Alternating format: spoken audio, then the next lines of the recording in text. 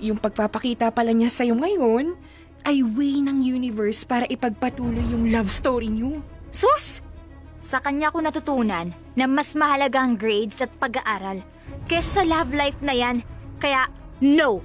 Hindi ako magbo-boyfriend hanggat hindi ko nakikita yung taong hindi ako itatago at itatanggi.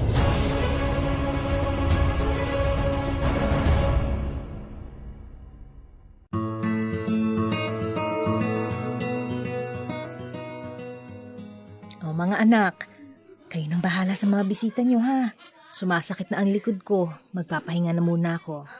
Ikaw, Cheska, may inaasahan ka pa bang bisita na pupunta? Ma, wala po. Isa lang pong inimbita ko. Si Kelsey lang. Busy rin kasi yung mga kaklase ko dahil final exam namin. Ay, kung ano ikinarami ng kaibigan ng kuya mo, siya namang ikinaunti ng sayo. Actually, Ma, alam mo si Kuya, kapag tumakbo ditong SK chairman yan sa atin, tsak mananalo yan. Halos lahat ata tropa niyan eh. Yan mo, Ma. Tulungan din kita ha, pag uwi ni Kelsey. Tao po!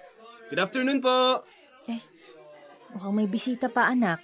Cheska, pagbuksan mo nga ng gate yon at busy yung kuya mo sa pag-aasikaso sa napakarami niyang bisita. Sige po, Nay. Chester! Dear Love, ako si Cheska. Isang dalagang Pilipina, Eme. Pero 24 years old na ako. At sabi nga ng nanay ko, ay nasa wastong edad na para pumasok ako sa isang relasyon. Pero hindi ko priority ang lalaki up until now. Hindi dahil sa focus ako sa career ko, kundi dahil magpasa hanggang ngayon, kumikirot pa rin ang puso ko nang dahil sa karanasan ko sa pag-ibig nung ako'y high school.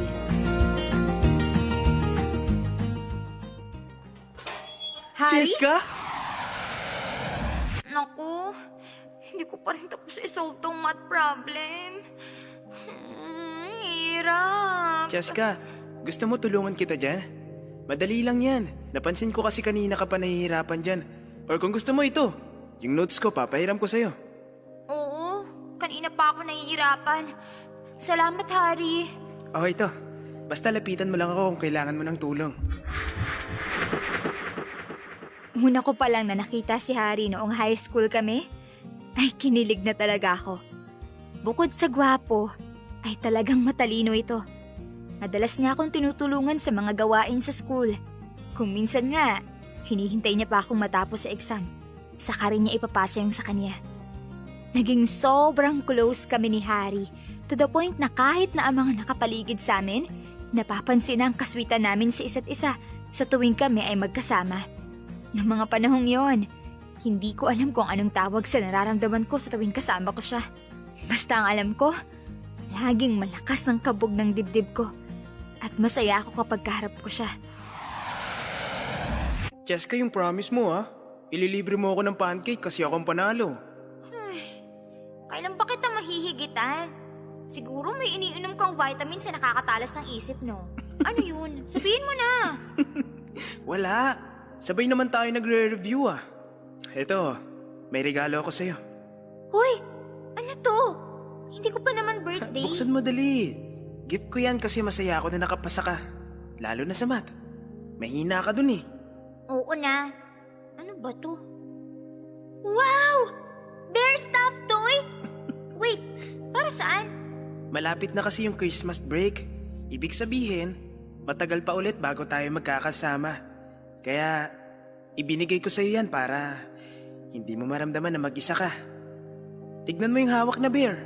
Isang puso na may pangalan ko. Hala, oo nga. Pasensya ka na ha. Wala kasi ako mabibigay sa yung regalo. Hindi mo naman ako sinabihan na may exchange gift pala tayo. Jessica, ano kasi? Kinakabahan ako pero sasabihin ko na to. Kasi ayaw kong masira yung pagiging magkaibigan natin. Pero, ano kasi, crush kita. Ano? Totoo, Harry? Oo. Hindi mo ba nahahalata? Akala ko kasi, ganito ka lang sa mga kaibigan mo. Sana hindi ka mailang sa akin. Saka, please, huwag kang iiwas ha. Hindi ako iiwas. Promise, hindi. Kasi... Kasi crush din kita matagal na. Talaga, Cheska? Oo, Eh di ibig sabihin, boyfriend mo na ako? ganun ba yun? Pag crush natin ng isa't isa, ibig sabihin... Oo. Pero, isikret lang natin ha. Kasi baka mapatawag yung mga magulang natin. Ayaw ko lang kasi na kapag bumaba yung grades ko, may mahahanap sila ng idadahilan o isisisi. Okay, secret. Ingatan mo yung stuffed toy na yan ha. Mamimiss kita, Cheska. Namimiss din kita, Harry. Harry, anong ginagawa mo dito? Pare! Hari! Buti nakarating ka. Pre, happy birthday. Siyempre naman, hindi ako pwedeng mawala sa inuman. O ito pulutan. Pinaluto ko yan kay mama. Sisig ng kapangpangan. Ayos! O siya, si Cheska, kapatid ko. Actually, birthday niya rin ngayon. Kaibigan mo pala yung si Harry, kuya. Oo, bakit? Kilala mo? Magkakilala kayo? Oo. Wow, ba naman? Small world. Oh, paano? Classmate ko siya nung high school. Basta, mahabang kwento. Kuya, paano kayo naging magkaibigan yan? Aba, well, isa siya sa mga kaklose ko sa office. Katim ko rin siya sa project na tinatapos ko ngayon. Magaling niyang si Harry at bukod pa dun, aba, mabait. Eh, chickboy nga lang. Nako, baka maniwala si Cheska na chickboy ako ha. Ay, hindi ba? Itsura mo palang mukhang hindi ka na dapat pagkatiwalaan. Oy, Cheska, hindi porket kakilala mo si Harry ay pwede mo nang sungitan yan. Uy, bisita yan. Huwag mo nang sungitan yan. Eh, pasensya ka na, pre. Birthday din kasi ng kapatid ko. Magkasabay kami pero hindi kami kambal. Sadyang malupit lang mga magulang namin mag-family planning. Oh, talaga? Oo nga no. Birthday mo nga pala ngayon, natatandaan ko. Happy birthday, Ches. Hindi ko kailangan ng greetings mo. Maiwan ko na nga kayo. Che. Bakit ang sungit nun? Ganun ba talaga siya? Pero in fairness ha, cute pa rin siya. Hoy, umayos ka, kapatid ko yan. Eh, teka. Pero kung naging kaklase mo siya noong high school kayo, naging magkaibigan naman ba kayo? Ha? Kami? Huli ka, Cheska! Dadaling kita sa marriage boot! Uy, ano ba? Anong marriage boot? Nakita mong nagbupunta ko ng damo dito. Hindi ako kasali dyan. Anong hindi kasali? Intramurals ito, Cheska. Kaya wala ka nang magagawa. Kasi may nagbayad sa boot namin para hulihin ka. Kaya tara na, ayusan ka na namin dahil naghihintay na yung groom mo. Ay, naku. Bilisan nyo, ah. Oo na, saglit lang ito. Huwag kang mag-alala. O, tara na. Ito na yung groom mo. Harry? Uy, hindi ka kay Harry kakasal. Kasal na siya, oh. Pinahuli siya nung nagkakakrush sa kanya sa ibang seksyon. Eh, sino nagpahuli sa akin? Ito, si Robert. Ay! Bilisan nyo na. May gagawin pa ako, oh. O Robert, tara na. Umpisa na natin yung kasal. Cheska, sorry na. Nagtatampo ka pa rin ba sa akin? Akala ko ba? Ako ang gusto mo. Bakit ka nagpakasal doon? Alam mo namang patay na patay yun sa'yo, eh. Intrams lang naman. Saka, hindi naman porket kinasal kami sa marriage booth. Kami na yung magkakatuluyan. Ikaw din kasal kay Robert. Nakita mo ba akong ngumiti sa picture? Ikaw nakangiti ka pa. Tingnan mo, kilig na kilig yung babaeng yun sa'yo. Halika nga dito. Hmm? Ikaw ang girlfriend ko. At alam ko na balang araw, ikaw ang babaeng papakasalan ko. Hindi sa marriage booth, sa simbahan. Talaga? Oo. Kaya huwag ka na magselos. Eto, nanalo ko ng mga chocolates sa chess competition. Yan, ibibigay ko sa ito lahat. Wow! Thank you, Harry! Ayan, gumiti ka rin. Kaya, huwag ka na magsiselos ha. Tara, maglaro tayo dun sa ibang mga booth. Okay, tara!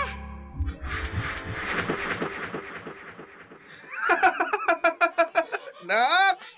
Childhood sweetheart pala kayo nun, ha? Sira ka talaga. Matagal na yun. And for sure, hindi na niya yun naaalala. O siya.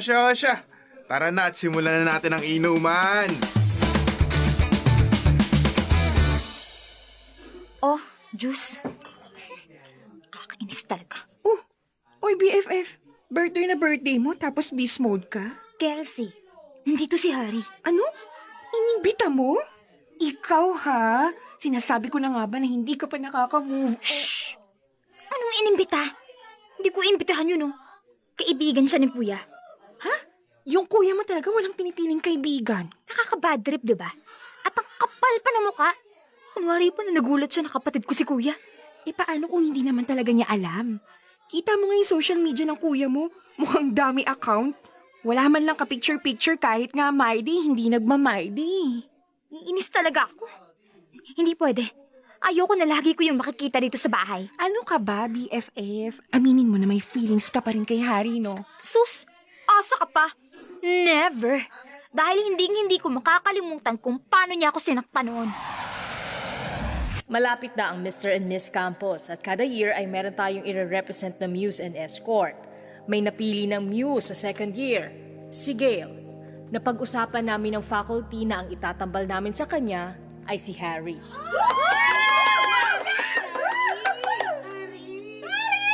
Ako po? Oo, kasi ikaw ang top sa buong second year at plus points na gwapo ka pa. Ang tanong, ma'am, papayag po ba ang girlfriend? Girlfriend? May girlfriend ka, Harry?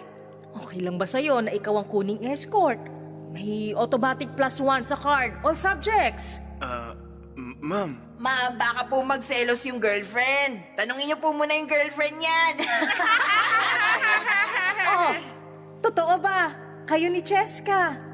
Oh, kaya ka lumapit ng upuan. Aamin na yan! Aamin na yan! Aba, Harry, sumagot ka. Cheska, kayo ba ni Harry? Apo. Oh, ano ba talaga? Magkaiba kayo ng sagot. Uulitin ko, ha? Kayo ba? Hindi po, ma'am. Magkaibigan lang po kami. Opo, papayag po akong maging escort. Basta po, may +1 po sa card namin, ma'am, ha? Oo naman. Okay? Sige, final na yan, ha? Sasabihin ko yan sa faculty at magmi-meeting na tayo mamaya. Sige, class. Let's start our lesson for today. Jessica, Huwag mo akong kausapin. mag-usap tayo mamaya, please. Mali talaga yung ginawa niya. Tinanggi ka pa niya sa buong classroom. Pinagpalit ka sa extracurricular. Talaga? Kaya deserve niya lang na hindi ko siya kausapin, no? Tangkapal na mukha na pumunta pa dito. Valid. Pero sigurado ka bang wala ka na talagang feelings? Paano kung yung pagpapakita pala niya sa'yo ngayon ay way ng universe para ipagpatuloy yung love story niyo? Sus! Sa kanya ko natutunan na mas mahalaga ang grades at pag-aaral kaysa sa love life na yan. Kaya capital N and O, no! Hindi ako magbo-boyfriend hanggat hindi ko nakikita yung taong hindi ako itatago at itatanggi. Tama yan. Kaya wag mong pansinin yun, ha? Kaya di ba, BFF? Mag-pretend ka na lang din na hindi mo naaalala yung dati. Saka ano ka ba? Birthday mo ngayon. Iwasan na lang natin pag-usapan yung mga bad vibes, okay? Let's celebrate! Okay, let's celebrate!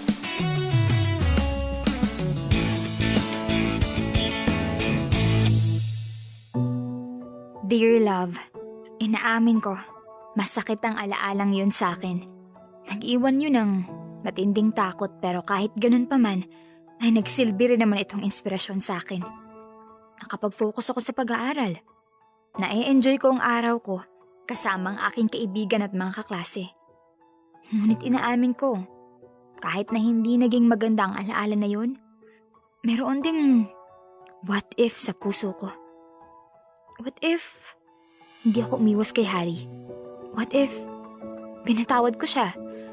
Totoo nga atang first love never dies. At ang makita ko siya sa araw mismo ng birthday ko, ay tila hindi lang ang alaala ang nagbalik, kundi maging ang pagtingin ko sa kanya. Sa totoo lang, naguguluhan ako. Hindi ko mawari kung ano ang nararamdaman ko. Pero alam kong totoo ang mga ngiti ko. Nang muli ay makita ko siya. Ang lalaking unang nagpatibok ng aking puso.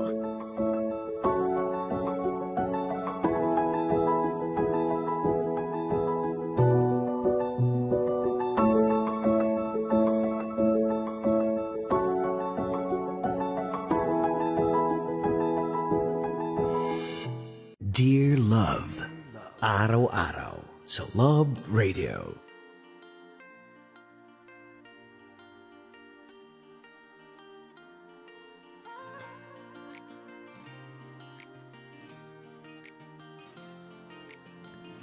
It is kwento na ng Dear Love.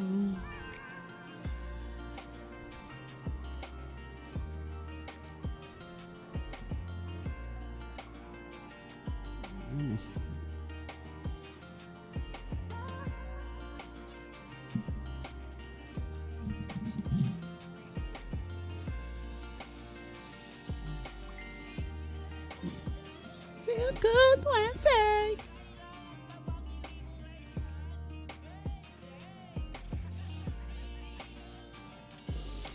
At iyan ang kwento ng ating Dear Love ngayong Feel Good Wednesday. Abay, Throwback Wednesday na, hindi na Thursday. Ganon ang eksena today. Charot. Ayan, kwento yan ni Harry at ni Cheska na may pinamagatang high school loves. Oh, diba? So, si Cheska at si Harry dito ay magka-crush na naging magjowa. Wow, taray, crush pa lang, ginawang jowa agad. Charot. Hindi, wala man ng ligaw-ligaw. Ganun pala yun. Hindi ko naranasan yun na. Parang dati naman crush ako ng crush ko pero hindi ka naging kami. Paano yun? Charot. Diba? Pero yun nga, no? So, dahil nga bagets-bagets pa sila, ganyan yung thinking nila. Kapag crush ka niya, tapos na-crush back ka niya, ibig sabihin, kayo na. Hindi ba?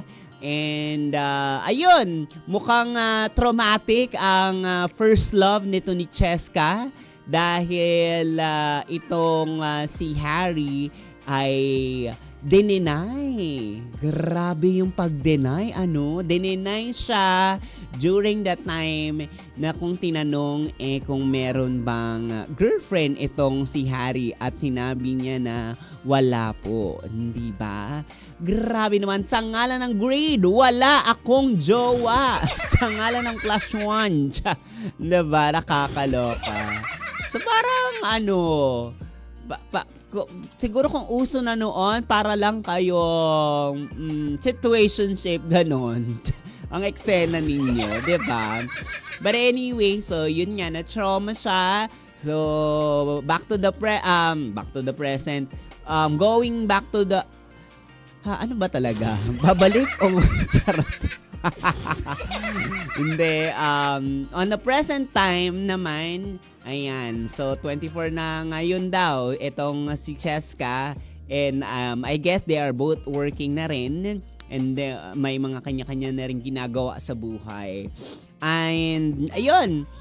Na pa-throwback dahil sapagkat naging bisita, 'di ba? Sa mismong kaarawan pa mismo ng kuya niya at siya rin dahil pareha sila ng araw ng birthday. Ayun. Pangalan nito, nagkita muli ang landas nila. Ay, grabe. Grabe din talaga, no? Yung dati mong minahal, naging crush, naging jowa, nagkita kayo, tapos nasaktan ka dati, tapos nagkita uli kayo. Ay, nako, apakasakit naman yan.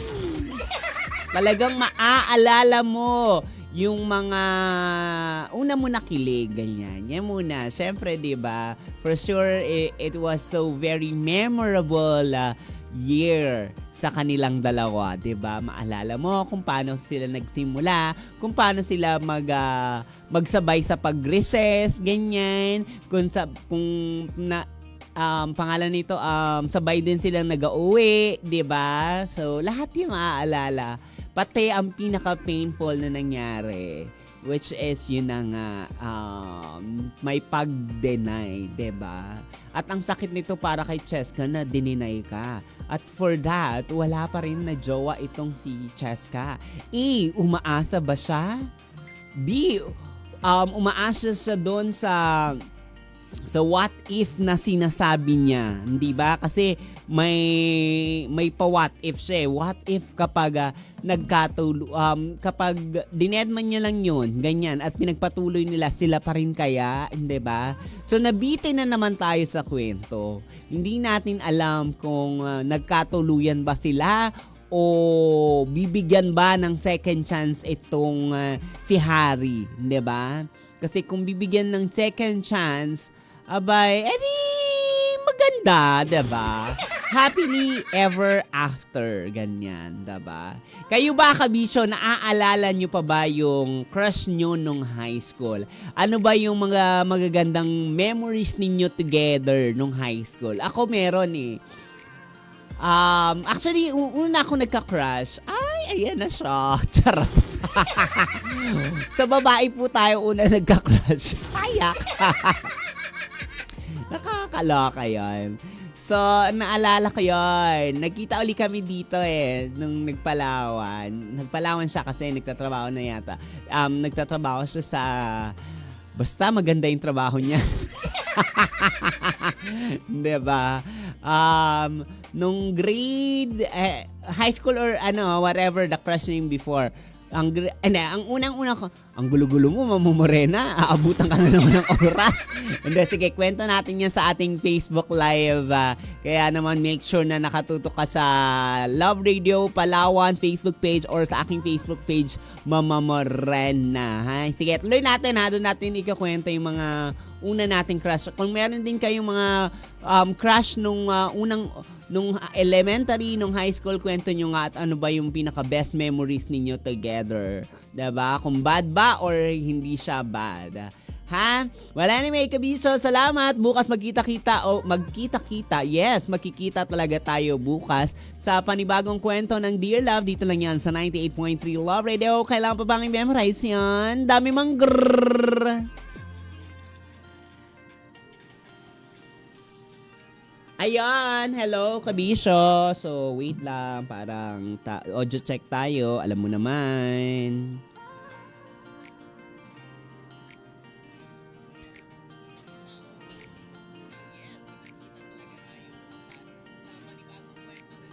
Ayan, hello kabisyo. Magandang morning sa lahat ng ating mga tagapasubaybay sa ating kwento ng Dear Love Everyday.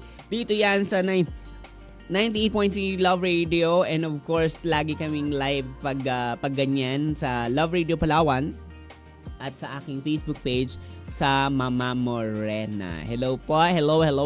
Ayan. So tuloy natin yung kwento, no. So yung doon yung mga first crush ganyan. Ano yung first crush ko talaga? well. Charot. Ay isang babae. I still remember her name. Nung grade 1 ako niyan. I believe so. It was when I was in grade 1, may crush ako. Pangalan niya Esther. I just forgot the last name, but I still remember the first name. Her name is Esther. Ganyan. Do I still remember the face? Pero blurred na. Charot. Hindi, ibig sabihin,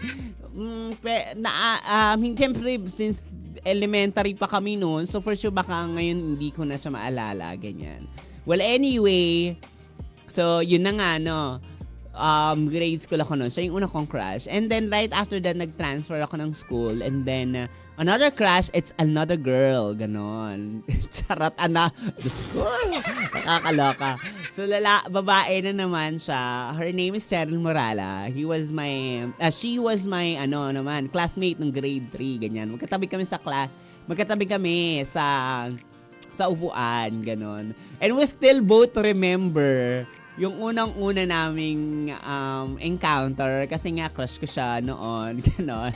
So, may mga pag-impress, ganyan. So, nahulog yung panyo. And then, ayun, doon na nagkabukuhan na isa pala akong bading. Charot. From being a crush, naging magkaibigan na lang kami. And then parang that time, nagkaroon na lang kami ng payong kaibigan. And recently, we met again dito na sa Palawan. So after so many years, diba? It was a long year ago.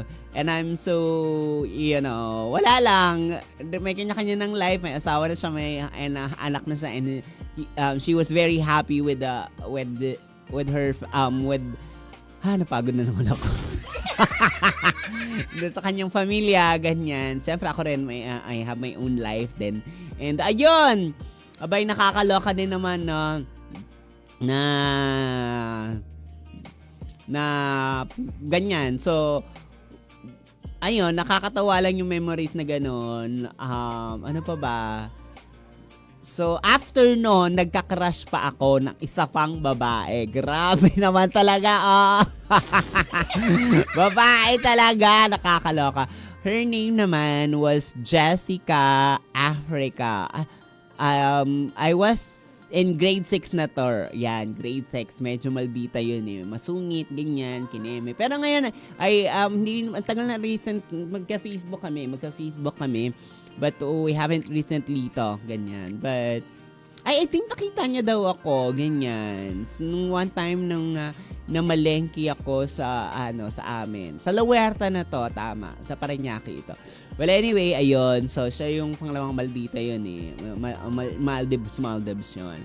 And then, after that, on the same grade school din, grade 6, ayun, parang mas kuminang-kinang yung aking mga mata sa kauna-unahan kong crush na lalaki in my life. Charot. Diba? At yun ay si Victor Lanes. O diba, alam ko talaga yung mga naging crush ko. Friends ko din siya sa Facebook. And then, we just had a recently chat. Ganon, parang kamusta lang ganon, siguro. Wala lang, pinakita ko lang, hey, hello, I'm hot. Ang ganda-ganda ko na. Ganon, charot. Diba? So, yun, ang pinaka-best memories ko dun sa first crush ng lalaki, si Victor Lanes, was that nung bumili ng ice cream, kasi may ice cream dun sa namin sa school, bumili siya ng ice cream. Tapos nun, dinilaan niya muna. Charot, ang baboy. Pagkatapos nun, binigay niya sa akin. Kilig na kilig talaga ako doon. Section 1. Bulol na bulol. Section 1 siya noon. Tama ba ako? Yeah, I think section 1 siya. And then ako naman, section 3 that time. Ganyan. So, malapit lang yung classroom namin. Kaya ako siya nakikita. Gwapo-gwapo niya that time. Ano pa noon, kimpi-kimpihan pa yung hair. Gano'n. Naalala ko, moreno yun eh. Moreno na medyo matangkad. Tapos kimpi hair. Diba? Oy, daray naman. So, siya yung una kong first crush. And then, nag-separate ways na rin kami noon. High school, kasi nag-high school siya doon. Sa ibang ako, sa main high school ako eh. Tapos yun, yung high school crush naman, eto, dami na talaga nito. Nakakaloka. Yung isa, nung first year high school ako, ang crush ko was Renz Bellarmino. Ayan, naging abay ako ng, naging part ako ng wedding niya noong kinasal siya sa classmate ko din nung high school, si Marizon. Ayan, happily ever after na naman sila. Pero crush ko yan. Bellarmino siya, tapos ako, kubalbaligo. So magkatabi kami sa classroom, ganyan. Tangkad-tangkad kasi niya ni Renz, gano'n. So, tapos Kimpi din. Mahilig sa Kimpi, charot. Diba? Mabait kasi yan, gano'n. Tarantado lang. Nung high school hindi naman sobrang tarantado, pero talino naman yan. May paggaguhan siya. Yon. Si Renz Bellarmino, ganyan. And then, sino pa? Meron Santillan. May naging crush akong Santillan. Si Ricky ba? O si dalawa, magkambal kasi sila. Si Rico. Ay, si Ricky. Si Ricky Santillan. Ganyan. O yun, gangster naman yun nung high school, gano'n. Kasabayan, ganyan. Yun, crush ko din yun. Tapos meron pang isa, yung ganda ng ilong. Wow, kineto lahat ng crush. Nakakaloka. Hindi, diba? Talaga maikakwento mo talaga yung mga crush mo ng bonggang-bongga, diba? So, ayun, Ricky Santillan, gangster naman yan. Crush ka lang, wala naman. Basta parang bet ko lang yung medyo may angas, may yabang sa katawan, ganon. And then, right after that,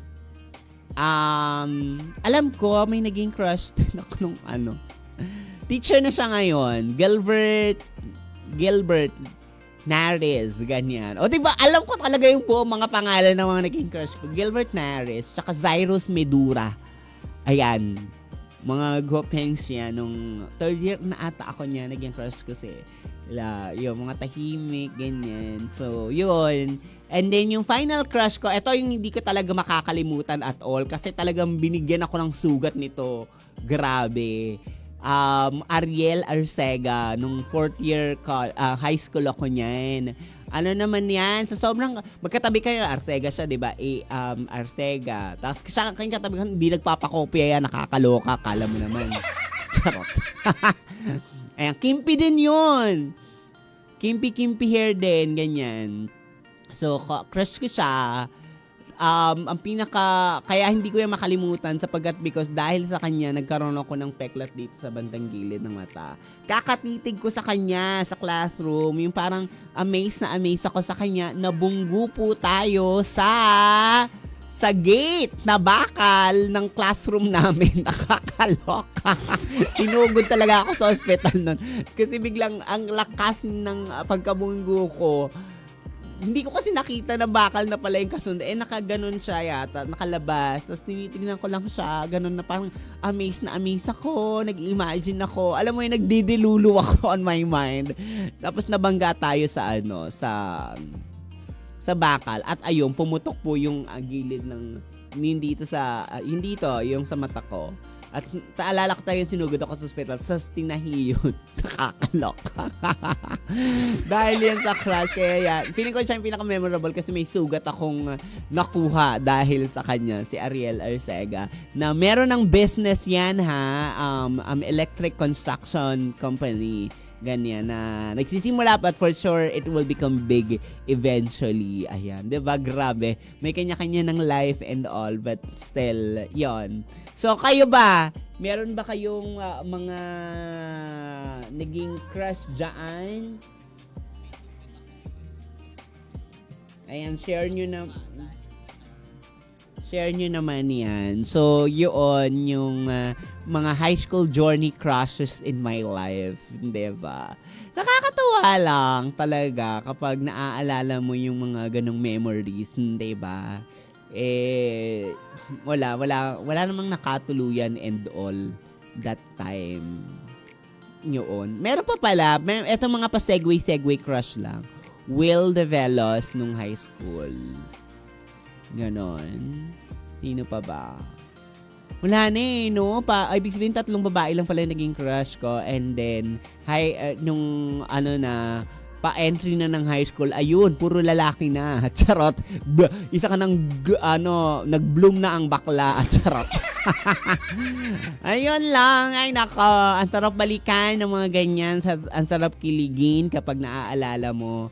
But of course, mas masarap makita kung ano man yung mga naging ganap. Hindi man naging kayo, ayos lang yan. Ang importantation, minsan naging parte kayo ng puso niya.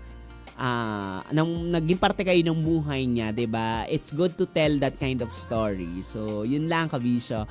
Maraming salamat sa inyong pagtutok dito sa ating kwentuhan sa ating Facebook Live. Kaya make sure na bukas uli sa panibagong kwento ng Dear Love. Maraming salamat. Muli ako nag-iisang mamaharot na pwede mong mamahalin ng sagad-sagaran.